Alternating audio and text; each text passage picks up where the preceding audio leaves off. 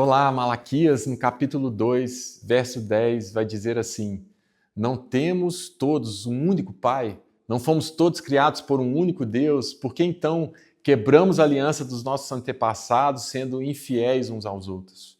Judá tem sido infiel, uma coisa detestável foi cometida em Israel e em Jerusalém. Judá desonrou o santuário que o Senhor ama, casando-se com mulheres que adoram deuses estrangeiros. Que o Senhor remova das tendas de Jacó o homem que fez isso. Seja ele quem for, mesmo que esteja trazendo ofertas ao Senhor dos Exércitos. A outra coisa que vocês fazem, enche de lágrimas o altar do Senhor. Choram e gemem porque ele já não dá atenção às suas ofertas, nem aceita das suas mãos com prazer. Vocês ainda perguntam por quê? É porque o Senhor é testemunha entre você e a mulher da sua mocidade, pois você foi infiel a ela, embora você fosse a sua companheira, a mulher da sua aliança matrimonial. Acaso Deus não os fez um com uma porção do Espírito que lhe pertence? E que o único Deus deseja, uma descendência dedicada a Deus. Portanto, tenham cuidado para que ninguém seja infiel à mulher da sua mocidade. Eu odeio o divórcio, diz o Senhor, o Deus de Israel. E também odeio o homem que se cobre de violência como se cobre de roupas, diz o Senhor dos Exércitos. Por isso tenham cuidado e não sejam infiéis. Vivemos em uma era de verdades relativas. Hoje, o casamento deixou de ser uma aliança de sacrifício para se tornar um contrato de consumo. Se o parceiro atende às minhas necessidades, eu fico, senão eu saio. Mas as notícias em nossas redes gritam o que as estatísticas confirmam. A crise da família é a crise da nossa civilização. E Malaquias, o profeta, escreveu em um tempo muito parecido com o nosso, um tempo de cinismo espiritual e de colapso familiar. E a primeira coisa que posso dizer, lendo essa história e esses versículos de Malaquias capítulo 2, dos versículos 10 a 16, é que a teologia determina a vida. O comportamento errado é sempre fruto de uma teologia errada. Em Israel, os sacerdotes pararam de ensinar a palavra. E qual foi o resultado? O povo se corrompeu. Eles estavam lidando de forma errada com os outros porque já estavam lidando de forma errada com Deus. E outra coisa que podemos afirmar é que a família determina a igreja. Não existe igreja forte com famílias fragilizadas. Se o casamento vai mal, o corpo inteiro adoece. E Malaquias foca no casamento como uma aliança de amor. O casamento é algo espiritual. O casamento é o relacionamento que mais nos molda, que mais trabalha em nós. Se você se une a alguém que não compartilha o seu norte espiritual, você não terá apenas um conflito de agenda, mas um conflito de alma. O coração humano, ele é inclinado a seguir o que nós amamos. Se você ama alguém que não ama a Deus, seu coração será puxado para longe. Casar-se com um incrédulo é convidar o conflito para o centro da sua vida espiritual. O casamento ele deve ser uma escola de santidade, não um campo de batalha teológico. E aí Malaquias, como de costume, bate mais forte, porque ele diz, olha, eu odeio o divórcio, diz o Senhor.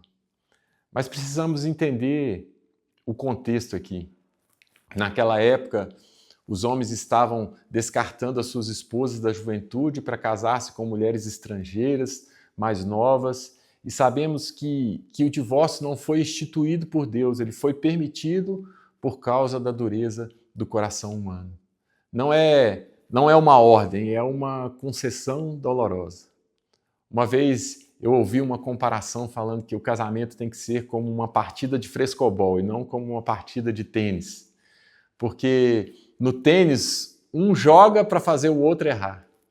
O prazer está em vencer o argumento, em colocar o cônjuge fora do jogo. Mas o casamento bíblico é como uma partida de frescobol, porque se a bola vem torta, eu me esforço para devolvê-la bem para que o jogo possa continuar. No frescobol, ou os dois ganham ou ninguém joga. Deus odeia o divórcio porque ele é o Deus da aliança. Ele é a testemunha silenciosa de cada promessa que é feita ali no altar. Quando você quebra o casamento, você está dizendo ao mundo que Deus também pode quebrar a aliança dele conosco, o que é uma mentira terrível. Mas se diz isso porque o casamento humano é apenas um sinal do casamento maior, Cristo e a igreja, o noivo com a sua noiva. Se o seu casamento está em crise ou se você está pensando em dar passos fora da vontade de Deus, lembre-se, a restauração sempre começa no altar de Deus antes de começar na mesa do jantar. Volte à palavra. Deixe a teologia correta moldar a sua vida. Seja fiel, honre a mulher da sua mocidade ou o marido da sua aliança. Jogue uma partida de frescobol, pare de tentar vencer o seu cônjuge, comece a ajudá-lo a manter a bola no ar. Deus não busca apenas indivíduos, Ele busca uma descendência piedosa. E preste atenção, porque o que você faz hoje no seu lar ecoará por gerações. Não deixe que o seu casamento seja reduzido a uma transação de felicidade pessoal. O casamento não é um contrato que se rescinde quando o lucro acaba, mas é uma aliança que reflete a própria fidelidade do nosso Deus. E lembre-se, o perdão e a restauração são sempre o caminho mais excelente. Malaquias nos mostra que o divórcio não acontece do nada, ele é o fim de um processo de negligência. Mas o amor cristão não é apenas um sentimento, mas ele é uma ação, ele é uma vontade. Então, dê passos em direção a cultivar e fortificar esse amor. Orem juntos, orar juntos não é um luxo, é sobrevivência. Invista tempo na pessoa amada, comunicação, porque ser amado, mas não conhecido, é reconfortante, mas é superficial. Já ser conhecido e amado é o que realmente nos cura. E atenda às necessidades emocionais e sexuais um do outro.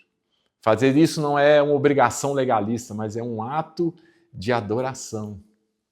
E por fim, meus irmãos, eu sei que falei aqui coisas que não são fáceis de digerir, mas a Bíblia é assim. A Bíblia é uma espada que penetra e vai até a divisão da alma e espírito e discerne e revela. Então, nem sempre é fácil. Nem sempre é quentinho e aconchegante. Então, eu queria dizer que Deus odeia o divórcio, mas Ele não odeia você. Deus odeia o pecado porque Ele ama as vítimas do pecado. Ele odeia a separação porque Ele sabe o rastro de destruição que ela deixa. E a nossa esperança está em que Deus nunca se divorciará do seu povo, apesar da nossa infidelidade. Ele é o marido fiel que buscou a sua noiva, a igreja, ao custo do seu próprio sangue. E Ele conhece a sua vida. E todos nós podemos cair, mas Deus sempre está com as mãos estendidas para nos levantar e nos colocar de pé, sempre. O Deus que redime histórias, o Deus que reescreve e que faz novas histórias e suscita beleza daquilo que parecia perdido. O Deus misericordioso que é bom e sabe amar. Então, meus irmãos, se você está em crise, pare. Cuide de si mesmo. Olhe para o alto. Busque a Deus. Recupere o bom senso. Recupere o bom senso. Se você já passou por um divórcio, busque a graça. Busque a misericórdia. Busque a Deus. Deus é especialista em juntar pedaços quebrados. Mas Ele nos chama hoje a um padrão mais alto. E que as nossas casas não sejam campos de batalha, mas santuários de fidelidade para a honra e glória do nome do Senhor. Que Deus te abençoe em nome de Jesus.